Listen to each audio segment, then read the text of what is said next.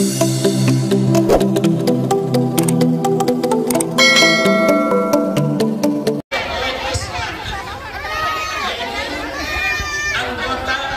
rangka memperingati Maulid Nabi Muhammad. Tak kalah pentingnya pimpinan-pimpinan pondok pesantren ini beserta isinya, termasuk yang namanya Pasang Kayu nggak ada, Pak Sekda nggak ada, Pak TNI nggak ada, anggota legislatif nggak ada, Tuan Guru Kiai nggak ada, Indonesia nggak ada, Pak Jokowi nggak ada. Rasulullah Muhammad. Ibu tadi kan qasidah itu sebenarnya ibu tahu nyanyinya. Rasa cinta pasti ada pada makhluk.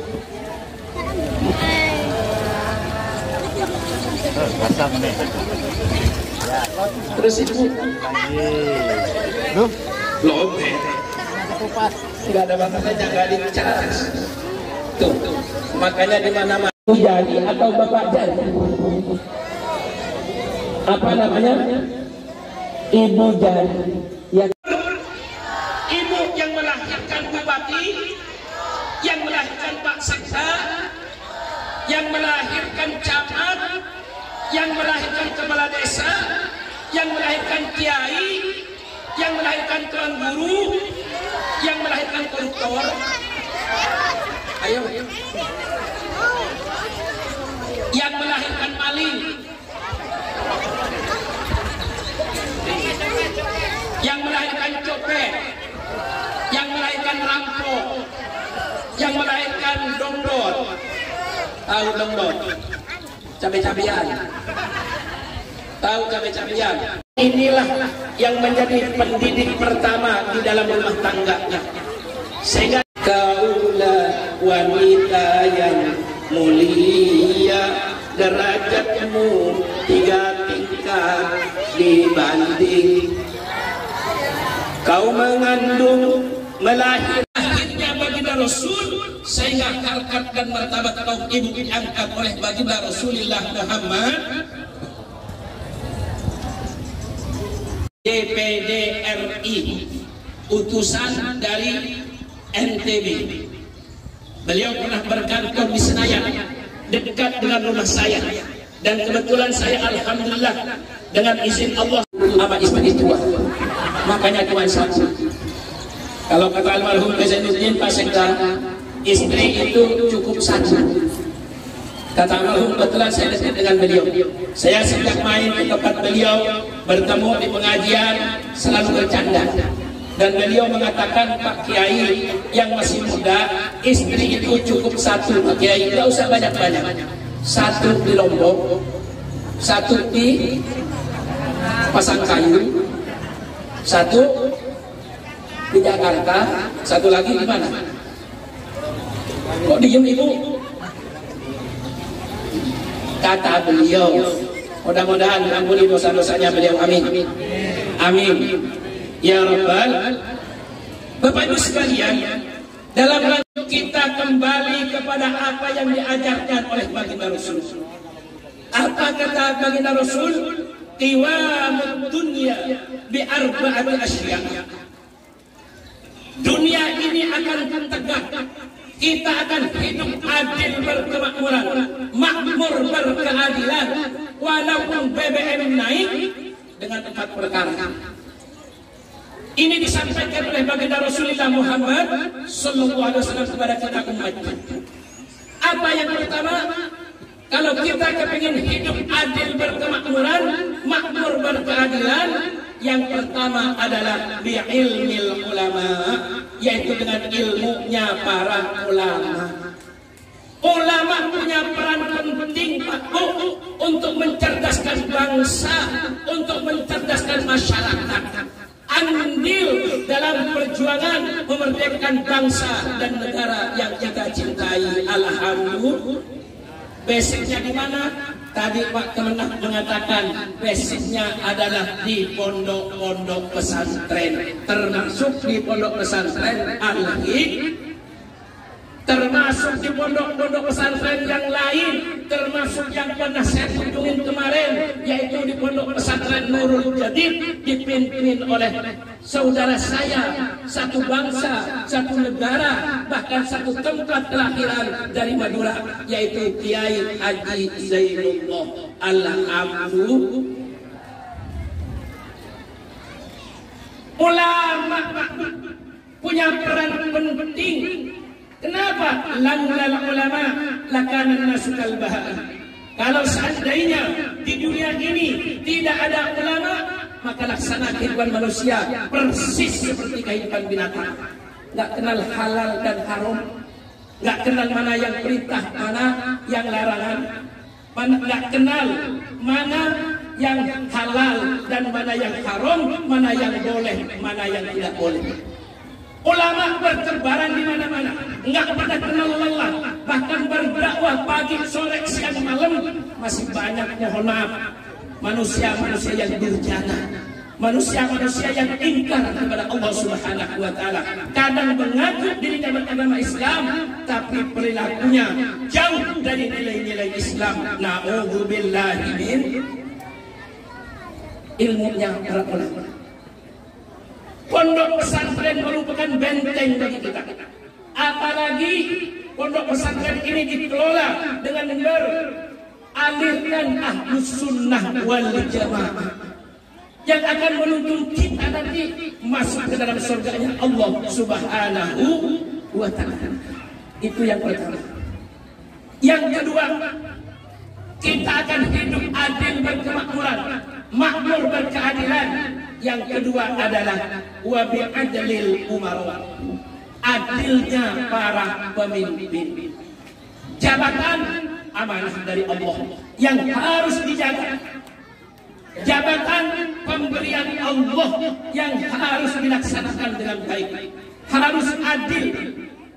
Ketika amanah itu diberikan oleh Allah, dijaga dengan baik, maka insya Allah kita ini akan hidup adil berkemakmuran, makmur berkeadilan. Itu yang kedua. Yang ketiga, kita ini akan hidup adil berkemakmuran, makmur berkeadilan. Yang ketiga adalah wabisakhawatil agniya, yaitu dermawannya orang-orang yang kaya. Ikut berpartisipasi untuk pembangunan pondok pesantren, berpartisipasi pembangunan benteng umat Islam, masjid, madrasah, musola dan sarana-sarana pendidikan agama. Kita maaf, jangan pelit dalam hidup ini, Pak. Kenapa?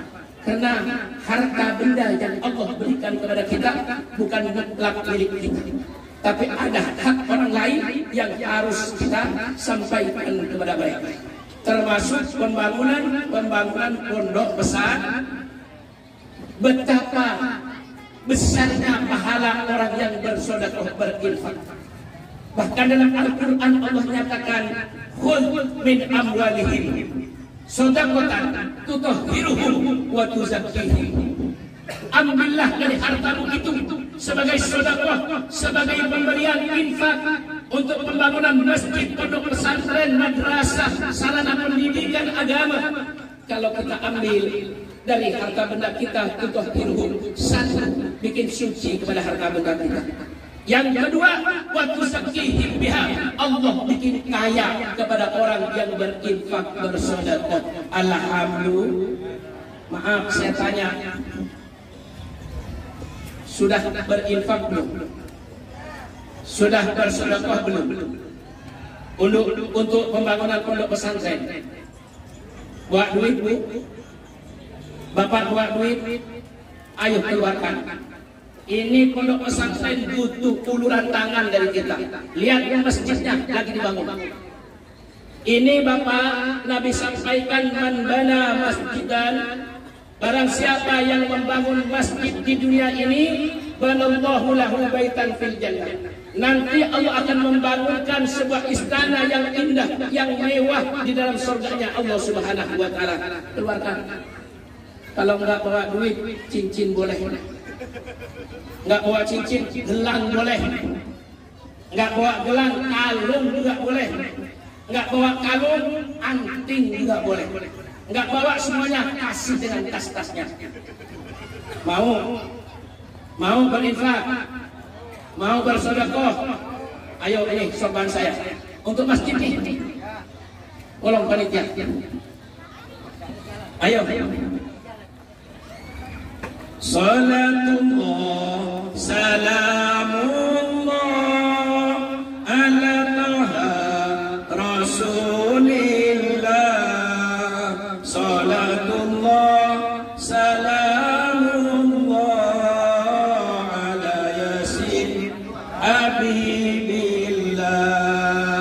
Tawassalna bismillah wa bil hadi rasulillah wa kulli mujahidin lillah bi ahlil badri ya Allah. Ayo bareng-bareng. Salatullah salamullah ala taha rasulillah. Salatullah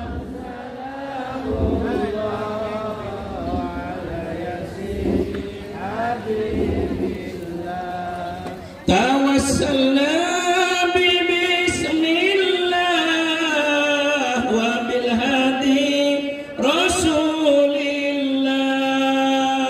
Tawassalna bismillah wa bil hadi rasulillah wa kulli mujahidin lillah bi ahlil badri ya Allah. Salatullah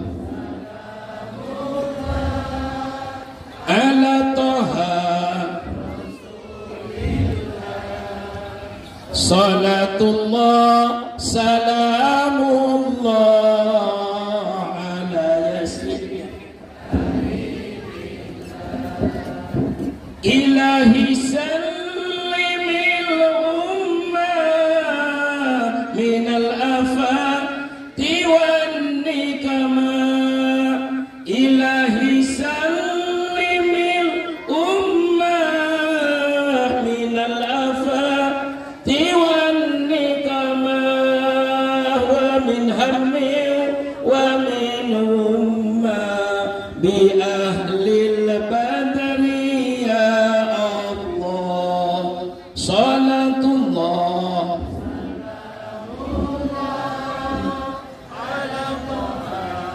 rasulillah.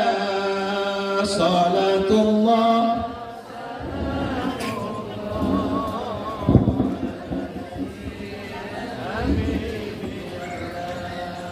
ilahi najjina wa kashif jami'adi yati wa sarif. Ilahi najjina wa kashif jami'adi yati wa sarif. Makaidal ida wal tuf bi ahlil badri ya Allah. Salatullah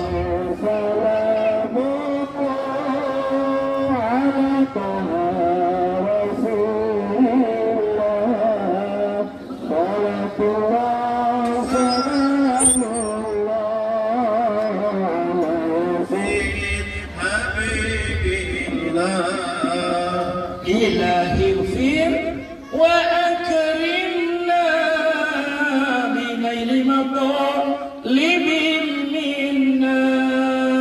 Ilahi ighfir wa akrimna binaili matalibin minna wa daf'i masa'atin anna bi ahlil badri ya Allah.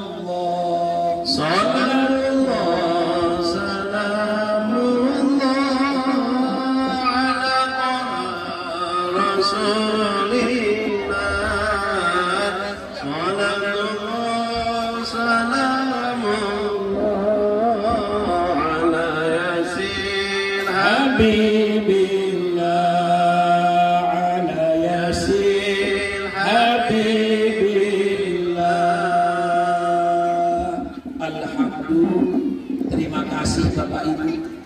Tidak sia-sia Bapak Ibu datang ke pengajian, datang ke peringatan maulid, datang ke peringatan haul, datang ke hari santri, datang ke tempat istighosah, apalagi sedang memperingati maulid Nabi besar Muhammad sallallahu alaihi wasallam. Ini untuk pembangunan masjid, Pak. Apalagi sedang melaksanakan peringatan maulid yang Nabi sampaikan, man a'zama maulidi, barang siapa yang mengagungkan tentang kelahiranku, baik dengan akal dan pikirannya termasuk finansialnya, maka apa jaminan dari Nabi? Walau bitamratin, walaupun hanya dengan sebiji kurma, walaupun hanya dengan 10.000, 20.000, 50.000, 100.000, apalagi lebih sampai jutaan. Apa jaminan dari Nabi? Kuntulahu syafi'an yaumal qiyamah. Aku nanti akan memberikan syafaat di hari kiamat. Alhamdulillah. Bu, Pak, pingin masuk surga, ada syaratnya. Ibarat orang mau ke pasar, syaratnya bawa apa? Bawa apa ini? Bawa apa Bu? Bawa apa?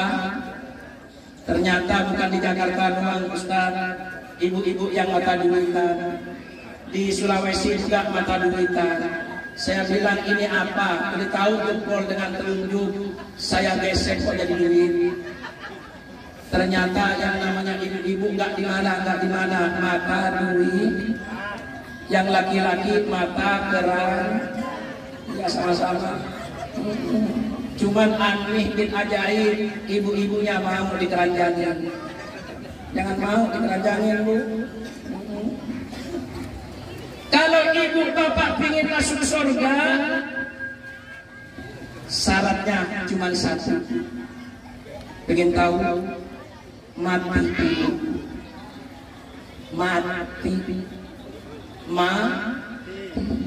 Kalau di dunia surga dari mana? Ada surga enggak di dunia? Ada surga enggak di dunia? Enggak ada. Yang hakiki itu surga nanti di akhir. Di dunia hanya adanya taman surga hakikinya nanti di akhirat. Kalau kalian kepingin masuk surga, apa kata Allah? Wa amma man khafa maqama rabbih wa nahan nafsa 'anil hawa fa innal jannata hiyal ma'wa. Sepi. Fa innal jannata hiyal ma'wa. Terpaksa. Adapun orang-orang yang takut kepada makam Rabbnya, dia beriman bertakwa kepada Allah, rajin menghadiri pengajian, memperingati maulid Nabi besar Muhammad sallallahu alaihi wasallam, maka apa kata Allah? Wa nahan nafsa 'anil hawa, mampu menahan hawa nafsunya dari keinginan-keinginan yang buruk. Fa innal jannata hiyal ma'wa, maka sesungguhnya surga tempat yang pantas baginya. Alhamdulillah. Enak hidup di surga, Pak, nggak mikirin BBM naik. Ibu kan sekarang gara-gara BBM naik, semua kalau ke pasar naik, betul. Bawang naik, ikan naik, daging naik, bapak-bapak naik buat kelapa dengan ngeres. Subhanallah. Indahnya, enaknya panggung hidup di dalam surga.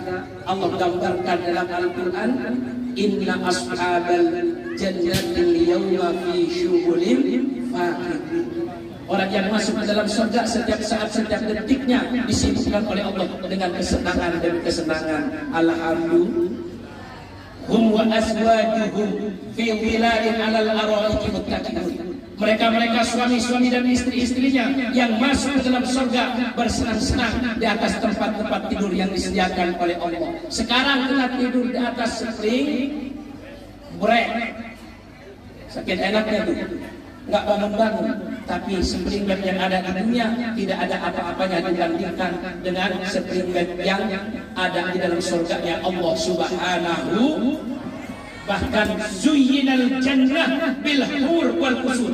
Nabi sampaikan sengaja Allah hiasi surga itu dengan bidadari-bidadari yang cantik dan istana-istana yang mewah. Alhamdulillah, ibu cantik, ibu rupawan, glowing, nasi goreng. Tapi nanti masuk ke dalam surga lebih cantik lagi ketimbang yang di dunia.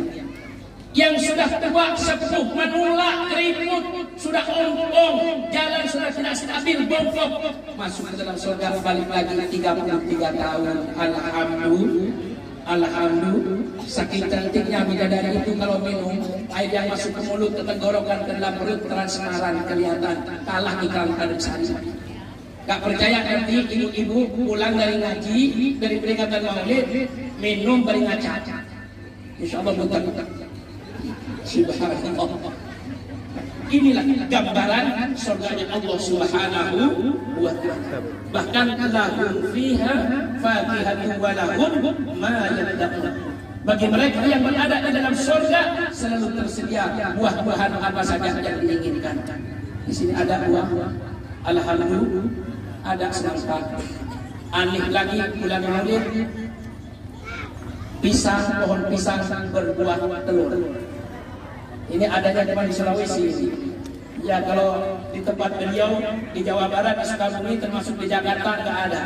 Cuman kalau di Jakarta biasa mengadakan maulid, yaitu makan nasi kebuli, satu nampan untuk 4 orang. Ini sudah dilakukan oleh Tuan Guru Haji Darus Pandan Bandiron di Jelantik di Lombok. Makanya ada selawatannya, Sallallahu ala Muhammad, senampan untuk berempat. Ya Allah sedikit amat, yang banyak untuk Pak Us.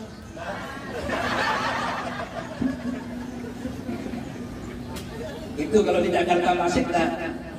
Karena rata-rata kalau di sana maulid makan. Makanya nasi kebuli. Alhamdulillah kemarin setelah 1 minggu berada di Sulawesi, ternyata dihidangkan nasi kebuli oleh Adinda Kiai Haji Zainullah. Alhamdulillah, insya Allah saya tunggu nasi kebuli yang selanjutnya. Amin ya Rabbal. Singkat saja yang keempat, hidup kita ini akan adil, berkemakmuran, makmur, berkeadilan, tenang, nyaman, tentram hidup kita. Wa bi du'ail fuqara, yaitu doanya orang yang fakir, yang hidupnya tidak memikirkan tentang dunia, tidak terkontaminasi dengan kehidupan dunia. Dia hanya bermunajat kepada Allah, apalagi di tengah malam. Maka ikut andil juga orang yang fakir, doanya akan diijabah oleh Allah Subhanahu wa ta'ala. Alhamdulillah, hadir di tengah-tengah kita Ketua PCNU Pasangkayu. Karena saya sudah pernah bertemu dengan beliau, alhamdulillah hadir di tengah-tengah kita. Karena beliau sudah hadir, saya nggak usah lama-lama ya. Ya, sepakat. Saya menyampaikan 4 hal tersebut. Mudah-mudahan ini menjadi renungan bagi kita dan mampu kita amalkan dalam kehidupan kita sehari-hari. Karena sebelum saya tutup, karena kebetulan saat ini Ustaz, yang namanya musibah silih berganti. Mulai dari Aceh, banjir 9 kecamatan. Coba kalau 9 kecamatan banjir, kayak lautan kan? Belum lagi ke Jakarta. Di Jakarta hujan 2-3 jam banjir. Termasuk kemarin di Jakarta Selatan, Madrasah Sanawiyah Negeri di Jakarta Selatan tidak menahan, yaitu derasnya aliran air sehingga rubuh dan menimpa siswanya, 3 orang meninggal dunia di Jakarta. Belum lagi di Garut, di Jawa Barat, Ciamis, longsor, air bah, banjir bandang menewaskan beberapa orang. Di Bogor sekarang sedang terjadi, yaitu tanah bergerak, sehingga banyak memutuskan, yaitu yang namanya jalan antar desa. belum lagi di Jawa Timur, di Malang. Saudara-saudara kita ingin menonton sepak bola, tapi ternyata 132 orang nyawanya melayang sia-sia gara-gara nonton bola kalah jagoannya, sehingga agak brutal, ternyata ditembakin dengan yang namanya gas air mata. 132 orang. Belum lagi di NTB, termasuk di NTT, termasuk di Papua. Kita mohon kepada Allah agar tidak terjadi kepada kita semua. Amin. Amin. Hidup kita nyaman, tentram, tidak kekurangan suatu apapun. Kita selalu sinergi dengan pemerintah daerah. Amin ya Rabbal. Nah, untuk yang terakhir, tolong angkat tangan kanan ibu, hadapkan ke saya dan bapak semua. Hadapkan ke saya. Semua. Sudah semua? Dadah. Assalamualaikum warahmatullahi wabarakatuh. Waalaikumsalam warahmatullahi wabarakatuh.